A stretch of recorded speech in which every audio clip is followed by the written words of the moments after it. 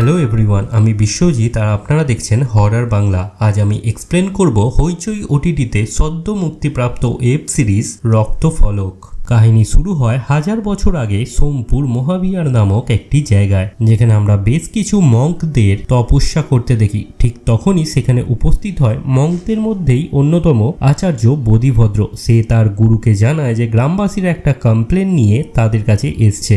তখন গ্রামবাসীরা বলে যে বজ্রকেতু নামে এক মঙ্ক তাদের 3টে মেয়েকে গ্রাম থেকে জোর জবস্তি এখানে তুলে নিয়ে এসেছে। প্রধান মঙ্ক তখন বলে যে এই অধর্ম সে মহাবিহারে হতে দেবে না। এই বলে বজ্রকেতুর কাছে গিয়ে সে সেই মেয়েগুলো কোথায় সেটা জিজ্ঞেস করে। উত্তরে বজ্রকেতু বলে যে সে সেই 3জন মেয়েকে বলি দিয়েছে দেব হেরুকের কাছে, যাতে সেই দেবতা প্রসন্ন হয়ে তাকে অমরত্ব দান করে। আর সেই মেয়েগুলোর বলি দেওয়া কাটা মাথার নিচে আমরা একটি ফলককে লাল ভাবে জ্বলতে দেখি। কাহিনী শিফট হয় প্রেজেন্ট টাইমে, মানে 2026-এ গৌড় মালদা বলে একটি জায়গায়, যেখানে টোটো করে যেতে যেতে এক ব্যক্তি টোটোওয়ালাকে বলে যে সে যে জমিটা দেখতে যাচ্ছে সেটা এত কম দামে কেন বিক্রি হচ্ছে। উত্তরে টোটোওয়ালা বলে গ্রামের লোকজন ভূত টুতে বিশ্বাস করে আর সেই জমিতে বাস্তুর সমস্যা আছে, তাই সে এত কম দামে জমিটা পাচ্ছে। কিন্তু সেই জমিটা দেখতে যাওয়ার সময় টোটোটা মাঝ রাস্তাতেই খারাপ হয়ে যায় এবং সন্ধেও নেমে আসে। টোটোওয়ালা বলে একটু এগিয়ে ডান দিকে দেখলেই সে তার সেই জমিটা দেখতে পাবে। সেই ব্যক্তি একা একাই সেই জমিটা দেখতে গেলে রাত নেমে আসে। অন্ধকার হয়ে যাওয়ার পর সেই ব্যক্তি জমির কাছে পৌঁছলে পেছন দিক থেকে কেউ বলে ওঠে যে সেই জায়গা থেকে ফিরে যা। কোনো ভ্রুক্ষেপ না করে জমির ওপর দিয়ে সে হাঁটলে মাটি থেকে একটা হাত বেরিয়ে তার পাটাকে চেপে ধরে। বাঁচার আমরণ চেষ্টার মধ্যে আত্মনাদ করলে সেই জায়গায় উপস্থিত হয় এক তান্ত্রিক, যে তাকে সেই জায়গা থেকে রক্ষা করে। পুলিশ নিয়ে সেই তান্ত্রিক সেখানে এসেছিল, কারণ বহু বছর আগে পাশবিক অত্যাচার করে সেই গ্রামের একটি মেয়েকে কিছু মানুষ মিলে মেরে এই জমির মধ্যেই পুঁতে দিয়েছিল, আর তারই প্রেতাত্মা এই জমিতে ঘুরছিল। আর সেই তান্ত্রিক পুলিশকে হেল্প করার জন্যই এখানে এসেছে। ডেড বডিটা কোথায় পোতা হয়েছিল তার ডিটেলস পুলিশকে দিয়ে এবং কে এই ব্যাপারে সবকিছু জানে তার ডিটেলস দিয়ে তান্ত্রিক সেখান থেকে চলে যায়। আর আহত ব্যক্তিকে বলে হাসপাতালে একবার চেক করিয়ে নিতে, কারণ ক্ষত জায়গাটা দেখে তার খুব একটা ভালো লাগছে না। হাসপাতালে যাওয়ার পথে সেই আহত ব্যক্তি পুলিশের কাছে সেই তান্ত্রিকের পরিচয় জানতে চায়। পুলিশ অফিসাররা বলে মাত্র 4 বছর আগে সেই তান্ত্রিক এই এরিয়াতে এসেছে আর একটি পুরনো বাড়িতে সে থাকে, কিন্তু গ্রামবাসীদের বিপদে আপদে সবসময় সে তাদেরকে হেল্প করে, তাই কোনো বিপদ গ্রামবাসীদের ছুঁতে পারে না। তাই গ্রামবাসীরা তাকে আগুমবাগিস বলে ডাকে। কিন্তু তান্ত্রিক মহাশয়ের আসল নাম হচ্ছে কৃষ্ণানন্দ মৈত্র। আর তার খুব ভাগ্য ভালো যে সেই তান্ত্রিক মহাশয় সেই জায়গায় উপস্থিত ছিল, না হলে তাকে বাঁচানো যেত না। কাহিনী শিফট হয় দত্তগুপ্ত বাড়ির দিকে, যেখানে সেই বাড়ির বড় বউ তার কাজের লোককে বলে যে সে পুজোটা বাড়ির ঠিকঠাক দিয়েছিল কিনা, কারণ আর্থারাইটিসের জন্য সে সিঁড়ি দিয়ে ওঠানামা করতে পারে না। সেই কাজের লোক বলে সে পুজোটা ভালো করেই দিয়েছে, আর পরের দিন থেকে সে যেহেতু ছুটিতে থাকছে তাই নতুন কাজের লোককে সে পুরোপুরি সবকিছু বুঝিয়ে দেবে। এই বলে কাজবাজ মিটিয়ে বাগানের দিকে গেলে একটা গাছের নিচে সেই পুরনো পাথরের ফলকটিকে দেখতে পায় এবং সেটাকে তুলে এনে বাড়ির বড় বউয়ের কাছে গেলে কাউকে দেখতে না পেয়ে ঠাকুরের মতো দেখতে সেই পাথরটিকে সে সিংহাসনে তাদের বাড়ির ঠাকুরের সাথে রেখে দেয়। আর এই পাথরের ফলকটি হচ্ছে দেবতা হেরুকের ফলক, যাদের 1000 বছর আগে সেই মঙ্করা পুজো করত। সেই বাড়ির কর্ত্রী তার হাজবেন্ডকে গিয়ে বলে যে তাদের গোপালকে সে অনেক দিন ধরে দেখতে পাচ্ছে না, তাই ঠাকুর ঘরটা যদি সে নিচে নামিয়ে আনে তাহলে তার মনটাও ভালো থাকে। তার কর্তা তাকে বলে যে তিতলি মানে তাদের বড় মেয়ের এক্সাম শেষ হয়েছে, যে এইচএস দিয়েছে সবে, আর তার বড় মেয়ের অনেক দিনের ইচ্ছা কলকাতাতে গিয়ে সে পড়াশোনা করবে, তাই তার মা যেন তাকে পারমিশনটা দেয়, যেখানে সেই লেডি টোটালি না বলে দেয়। এরপর আমরা তিতলিকে দেখতে পাই, যার কলকাতা যাওয়ার মেন কারণ হচ্ছে পড়াশোনা নয়, তার বয়ফ্রেন্ড স্যামি সেখানে থাকে, আর যাতে সে তার সাথে দেখা করতে পারে তার জন্য সে কলকাতা যাওয়ার জন্য বাবা মাকে বলেছে। এরপর কাহিনী শিফট হয় তপস্যারত আগমবাগিসের দিকে, যে তপস্যা করতে করতে বুঝতে পারে যে 1000 বছর আগে ঘটে চলা কালচক্র আবার রিপিট হতে চলেছে। আর এবারে শিকার হচ্ছে দত্তগুপ্ত বাড়ির সেই মেয়ে তিতলি আর তার পুরো ফ্যামিলি। তার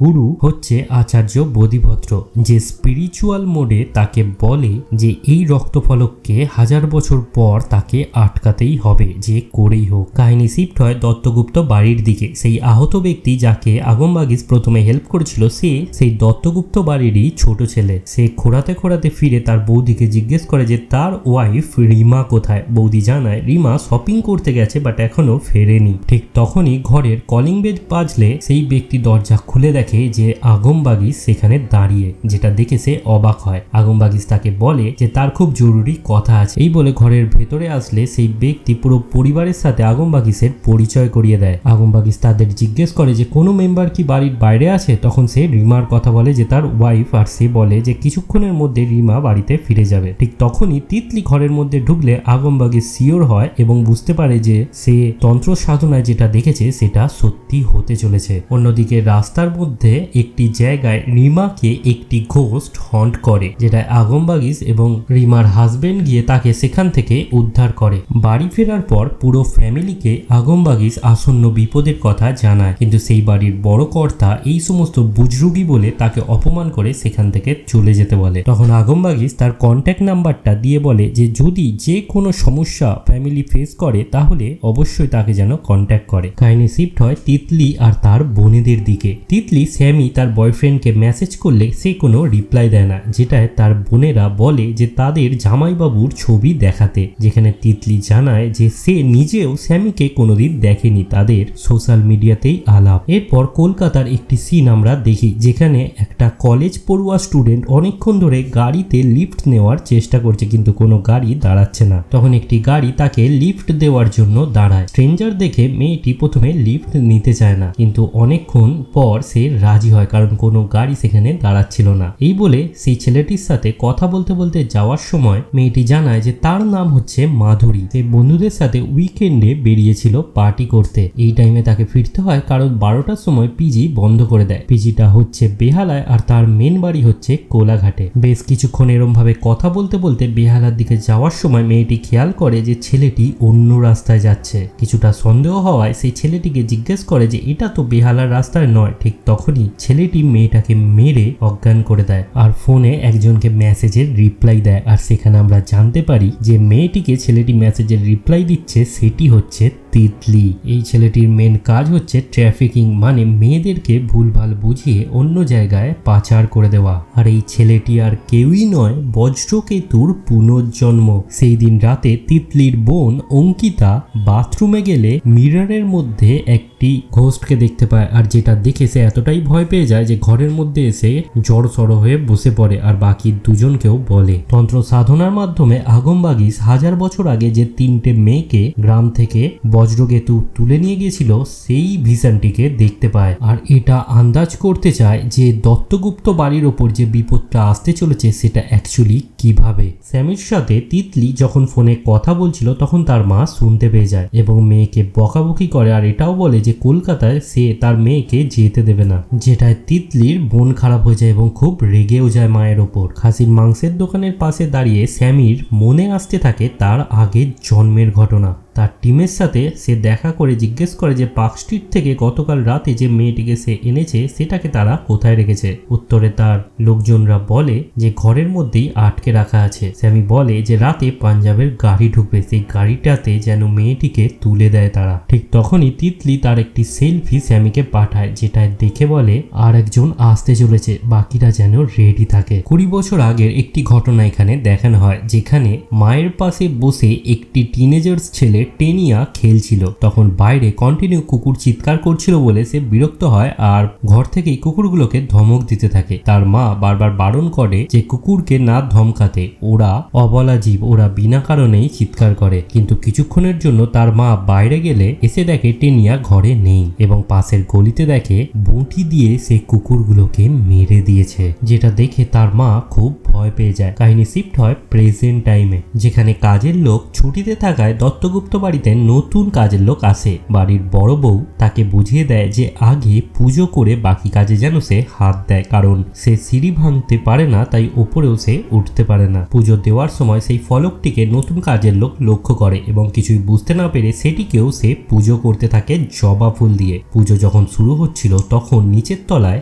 বড় বউ কারোর আওয়াজ শুনতে পায়, কান্নার আওয়াজ। সেই আওয়াজ শুনে সে নিচের দিকে এদিক ওদিক খোঁজাখুঁজি করলে দূরে দরজার এক পাশে একজনকে সে কাঁদতে দেখে। সে ভাবে হয়তো তিতলিকে বকাঝকা করেছে বলে সে ওইখানে দাঁড়িয়ে কাঁদছে, এবং যখন তাকে সে চেক করতে যায় সে দেখে সেটা তিতলি নয়, সেখানে দাঁড়িয়ে রয়েছে একটা স্পিরিট, যেটা দেখে ভয় পেয়ে সিঁড়ি দিয়ে উপরে উঠতে গেলে সেখানেই অজ্ঞান হয়ে সে পড়ে যায়। জ্ঞান ফিরলেই সে তার দেওরকে বলে আগাম বাগিসকে খবর দিতে, কারণ ঘরের মধ্যে অশুভ কাণ্ড কারখানা শুরু হয়ে গেছে। বড় বউ আগম বাগিস এসে পড়লে তাকে অতিথি হিসাবে এই ঘরে থাকতে বলে যতক্ষণ না বিপদ কাটছে। তার হাজবেন্ড তাকে সাপোর্ট না করলেও সে তার হাজবেন্ডকে চুপ করিয়ে দেয় আর বলে এই অসময় থেকে একমাত্র আগম বাগিসই পারবে তাদের উদ্ধার করতে। উত্তরে আগম বাগিস জানায় যে এই বাড়িতে 3টে অতৃপ্ত মেয়ের আত্মা ঘুরে বেড়াচ্ছে, যার উপস্থিতি সে টের পেয়েছে, আর স্পিরিট নিজে থেকে কারোর বাড়িতে ঢোকে না। কোনো পুরনো অভিশাপের জন্য তারা এই বাড়িতে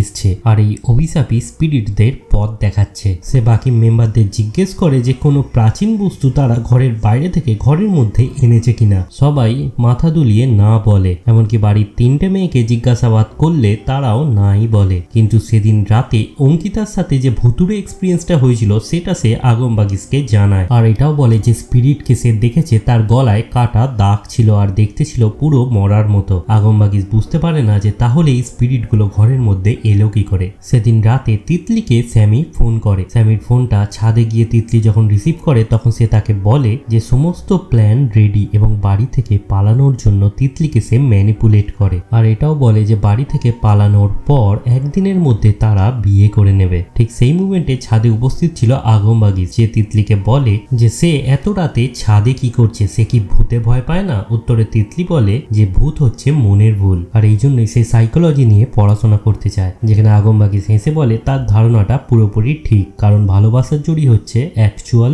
শক্তি, যেটাকে মাপা যায় না। ছাদ থেকে তিতলি চলে যাওয়ার পর সে স্পিরিটের উপস্থিতি সেখানে লক্ষ্য করে। তিতলি ঘরে ফেরার পর ব্যাগপত্র গুছিয়ে নিতে যাচ্ছিল, আর ঠিক সেই টাইমেই তার বাকি 2 বোনও সেটা দেখতে পেয়ে যায়, আর তারা বলে যে সে যদি বাড়ি থেকে পালিয়ে যায় তাহলে তারাও সেখান থেকে চলে যাবে, কারণ তিতলি দিদিকে তারা একা ছাড়বে না। তিতলি বলে যে 1-2 দিনের মধ্যেই সে স্যামির সাথে বিয়ে করে আবার এই ঘরেই ফিরে আসবে, বাট তবুও তার বোনেরা এই কথা শোনে না, তারাও তার সাথে ব্যাগপত্র গুছিয়ে নেয়। পরের দিন সকালবেলা অঙ্কিতার মা যখন তিতলিদের ঘরে ঢোকে দেখে তারা 3 জনই সেখানে নেই, আর ঠিক সেই মুভমেন্টে যখন কাজের লোক পুজো দিচ্ছিল তখন আগম বাগিস কিছু একটা টের পায়, কারণ সেই ঘন্টার প্রতিধ্বনিটা তার অন্যরকম শোনাচ্ছিল, এবং ঠাকুর ঘরে গেলে সে খুঁজে পায় সেই পাথরের ফলকটিকে, যেটা সে হাতে তুলে নিয়ে বুঝতে পারে তার অনেক দেরি হয়ে গেছে। তিতলির মা তিতলিকে ফোন করলে তার ফোন সুইচ অফ আসে। অঙ্কিতার মা বলে তারা সকালবেলা হয়তো কোনো মর্নিং ওয়াকে বেরিয়েছে আর ফোনে চার্জ শেষ হয়ে গেছে,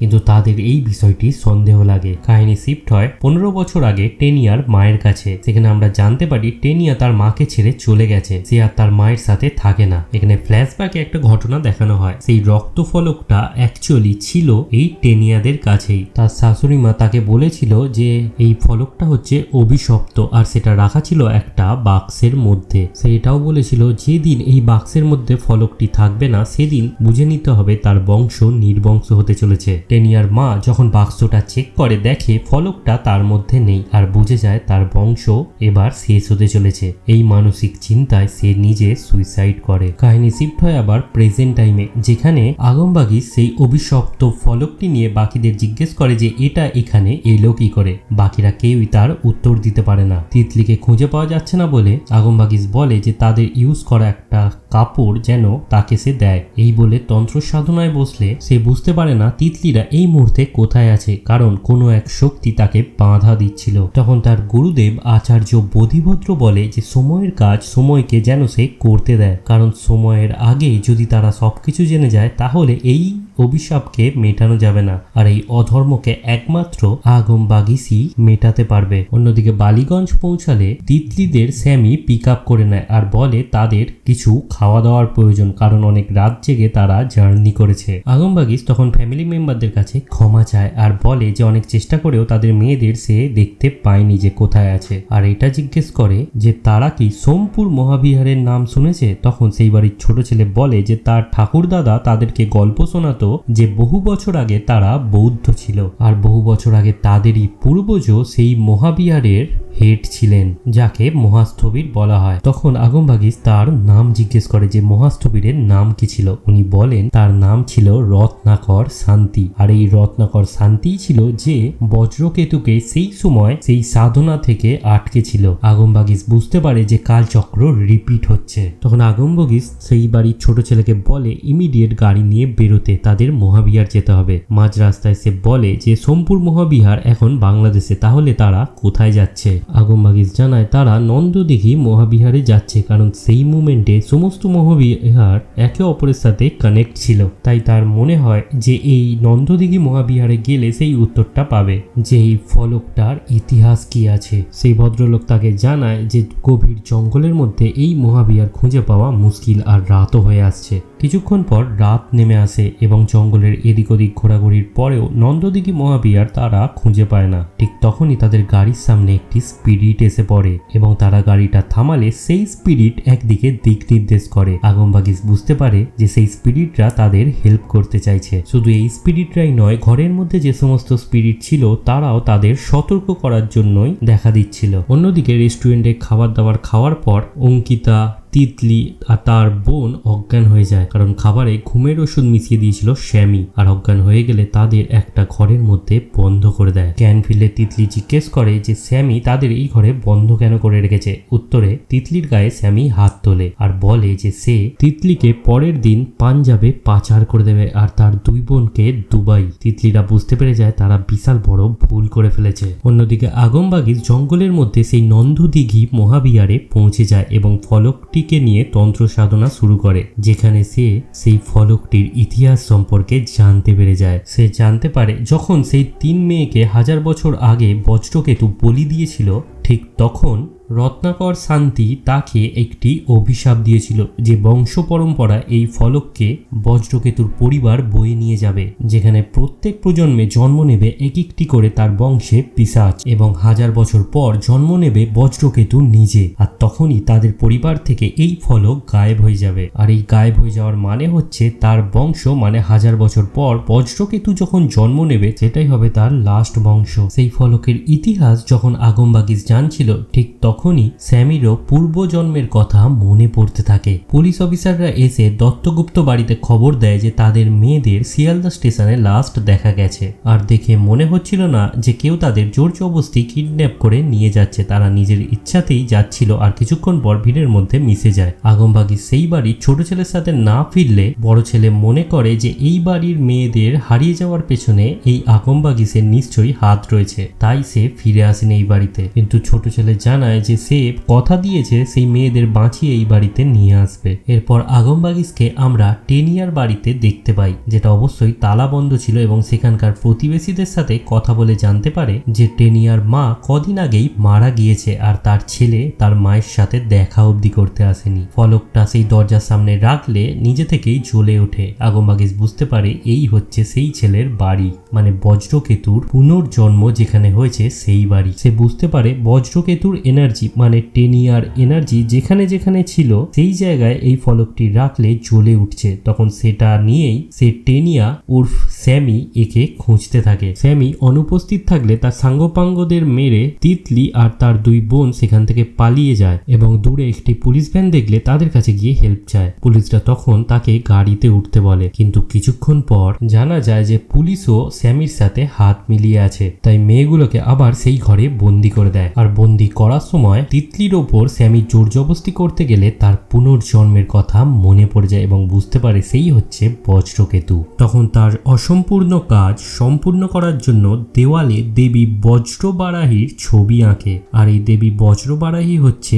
দেব হেরুকের সহসঙ্গিনী, মানে যে দেবতার 1000 বছর আগে তারা পুজো করত তার সহসঙ্গিনী। সেই 3 মেয়ের মধ্যে প্রথমে তিতলির সে বলি দিতে যায়, ঠিক তখনই সেখানে উপস্থিত হয় আগামবাগিস এবং তার অলৌকিক শক্তি দিয়ে বজ্রকেতু ওর স্যামিকে সে আটকে দেয়। তিতলি ভয় পেয়ে আগামবাগিসের দিকে তাকিয়ে বলে, জেঠু আমাকে বাঁচাও। আর তখন আগামবাগিস বলে তাকে বাঁচানোর ক্ষমতা তার নেই, কারণ সে অত্যন্ত শক্তিশালী একটি মেয়ে। আর এখানে রিভিল হয় একটি সিক্রেট। অ্যাকচুয়ালি তিতলির পূর্বপুরুষ রত্নাকর শান্তি ব্রজকেতুকে 1000 বছর আগে অভিশাপ দিয়েছিল যে তার অহংকারী হবে তার পতনের কারণ 1000 বছর পর যখন সে জন্ম নেবে তখন তারই পরিবারের এক সদস্যর মধ্যে জন্ম নেবে দেবী বজ্রবারাহী মনুষ্য রূপে, আর সেটা হলো তিতলি। কিন্তু সে তার ক্ষমতার কথা জানে না। তখন আগমবাগিস তাকে তার রাগটাকে কন্ট্রোল না করার কথা বলে আর ভেতরের শক্তিটাকে জাগিয়ে দেওয়ার কথা বলে। ঠিক তখনই সেই পুলিশ অফিসার এসে আগমবাগিসকে পেছন থেকে গুলি করে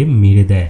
আর ঠিক তখনই তিতলির মধ্যে জেগে ওঠে দেবী বজ্রবারাহী, যার রূপ দেখে স্যামি মানে বজ্রকেতু তার কাছে মাথা নত করে এবং এই বজ্রবারাহী স্যামির গলাটাকে কেটে দেয় আর সেই পুলিশ অফিসারকেও মেরে দেয় এবং আগমবাগিসকে আবার জীবিত করে তোলে। কিছুক্ষণ পর লালবাজার থেকে পুলিশ এসে ওই মেয়েগুলোকে উদ্ধার করে। সেখানে আগমবাগিস ছিল না। তিতলি পুলিশ অফিসারদের বলে তারা 3 জন ছাড়া এখানে আর কেউ ছিল না। রক্তফলকটিকে গঙ্গার বালির নিচে আগমবাগিস সম্মানের সাথে পুঁতে দেয় আর তার গুরুর আদেশে পরবর্তী কাজের দিকে এগিয়ে যায়। তো এই ছিল রক্তফলক ওয়েব সিরিজের কাহিনী। ভিডিওটি ভালো লেগে থাকলে লাইক, কমেন্ট, শেয়ার করতে ভুলবেন না। আর হ্যাঁ, দেখা হচ্ছে পরের ভিডিওয়। Thank you.